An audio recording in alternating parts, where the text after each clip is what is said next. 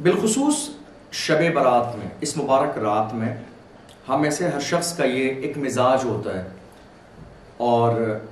بہت سارے لوگوں نے غالباً اس چیز کو صحیح سے سمجھا نہیں کہ وہ شب برات میں نماز عشاء کے بعد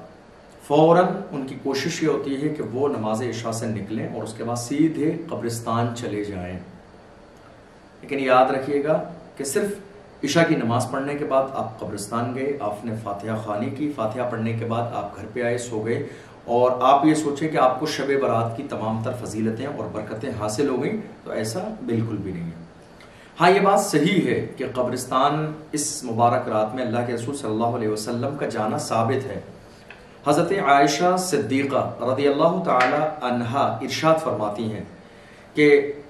اس مبارک رات میں اللہ کے رسول صلی اللہ علیہ وسلم کی باری میرے حجرے میں تھی۔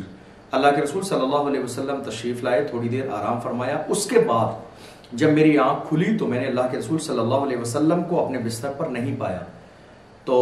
میں حضور کی تلاش میں نکلی کہ شاید حضور صلی اللہ علیہ وسلم اپنی کسی اور بیوی کے حجرے پاک میں تشریف لے گئے ہیں، مگر میں نے دیکھا کہ اللہ کے رسول صلی اللہ علیہ وسلم اس مبارک رات میں یعنی شب برات میں جنت البقیع قبرستان میں تھے۔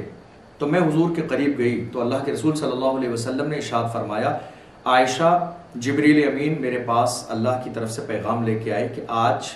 شعبان کی 15ویں رات ہے، اور یہ وہ مبارک رات ہے کہ اس مبارک رات میں اللہ قبیلے بنو کلب کی بھیڑ کی بکریوں کے بالوں کے برابر جہنمیوں کو جنتی بنا دیتا ہے، گناہ گاروں کی مغفرت فرما دیتا ہے، اور اللہ آسمان اول پر نزول فرماتا ہے اور پوری رات اس کی رحمت بندوں کو ندا دیتی رہتی ہے۔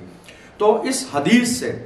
قبرستان جانا تو ثابت ہوا، لیکن اس کا یہ ہرگز مطلب نہیں ہے کہ ہم نے عشاء کی نماز پڑھی اور نماز کے فوراً بعد ہم قبرستان چلے جائیں، وہاں فاتحہ خوانی کریں اور اس کے بعد گھر پہ آ کے آرام کرنے لگیں، ہم نے شب برات کی برکتیں پا لی ہیں۔ نہیں، طریقہ یہ نہیں ہے، بلکہ طریقہ یہ ہے کہ آپ پوری رات عبادت کریں۔ عشاء کی نماز کے بعد اپنا وقت ہوٹل پہ جانے میں، چائے پینے میں، کافی پینے میں، گپ شپ کرنے میں، بائک لے کر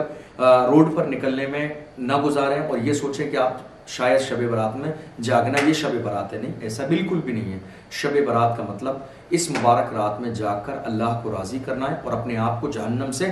آزادی دلانا ہے، اور آنے والی پوری سال میں ہمارے لیے ہماری تقدیر میں کیا لکھا جائے گا وہ ہمیں اللہ کی بارگاہ میں رو رو کے دعا کر کے کچھ ایسا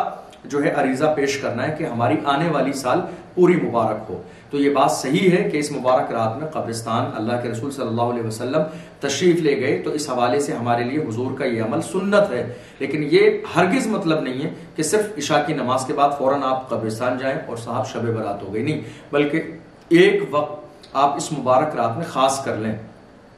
عبادت کرنے کے بعد فجر کے وقت میں 2 بجے 3 بجے جب آپ عبادت بہت ساری عبادت کر سکیں، قرآن کی تلاوت کر سکیں، قضا نماز پڑھ سکیں، صلاۃ التسبیح پڑھ چکیں، ان تمام چیزوں سے فارغ ہو جائیں، اور جب آپ تھک جائیں، آپ کا دل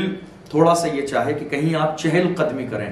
تو یہ بہت خوبصورت وقت ہے کہ آپ کا جو وقت ہے، جو چہل قدمی کرنے کا، باہر نکلنے کا وقت ہے، اس وقت میں آپ قبرستان جائیں، اپنے والدین کی قبروں پر حاضری دیں، وہاں فاتحہ خوانی کریں، ہاتھ اٹھا کر بالخصوص والدین کے لیے اور پوری امت مسلمہ کے لیے مغفرت کی دعا کریں۔ اللہ غفور الرحیم ہے، انشاءاللہ وہ اس